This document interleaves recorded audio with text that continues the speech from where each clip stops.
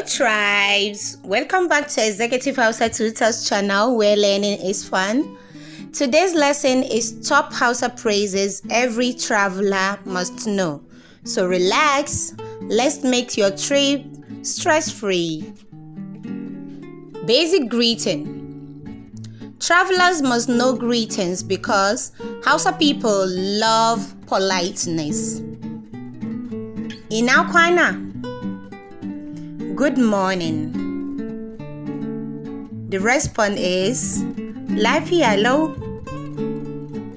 Very fine. Ina wuni? Good afternoon. Lafiya. Fine. Barka da yamma. Good evening. Nagode. Thank you. Ba komai. You are welcome. Dan Allah. Please. Using Dan Allah makes people more willing to help you. Asking for directions. Ina ne? Where is? Examples. Ina ne kasuwa? Where is the market? Ina ne asibiti? Where is the hospital? Ina motar Kano?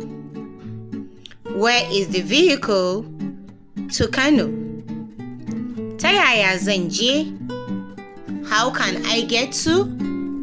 Examples. Ta yaya zan je masallaci? How do I get to the mosque? Na ɓace or na ɓata. I am lost. Ka nuna min. Show me. Email. Ki nuna min. Show me to a female. Transportation phrases. Zan je. I'm going to. Examples. Zan je Abuja. I'm going to Abuja. Zan je kasuwa. I'm going to the market. Nawa ne kuɗin mota? How much is the fare? A rage min. Reduce it for me. A tsaya a nan. Stop here. Ina buƙatar taxi. I want a taxi. Yaushe mota za ta tashi? When is the bus leaving? Hotel accommodation. Ina buƙatar ɗaki. I need a room. Nawa ne dare ɗaya? How much per night? Ina son biyan dare ɗaya. I want to pay for one night. Shin karin kumallo yana ciki? Is breakfast included? Ina ne banɗaki? Where is the bathroom? Now the shopping. Nawa ne wannan? How much is this?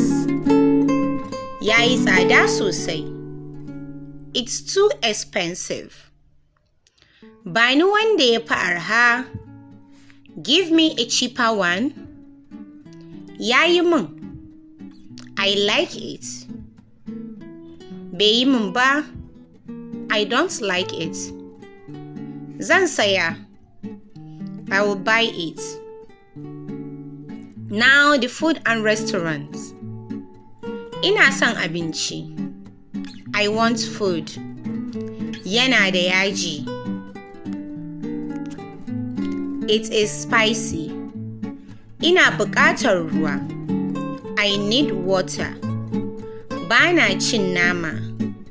I don't eat meat. Yayi daɗi sosai. It's very delicious. Nawa ne kuɗinku? How much is the bill? Now, the safety phrases. Taimake ni.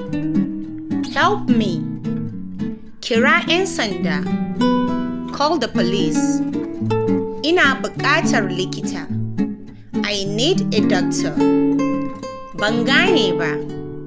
I don't understand. Kana jin Turanci? Do you speak English for a meal? Kina jin Turanci? Do you speak English for a female? These phrases will help you enjoy your trip. With this, we have come to the end of our lesson. Let me know in the comment section what you would like me to teach you next. Thanks for joining us. Remember, learning Hausa language is fun. Don't forget to subscribe, comment, like, and share. If you need any private Hausa lesson or any other Hausa services, please reach out to Executive Hausa Tutors page directly. See you next time. Bye-bye. See Anjima.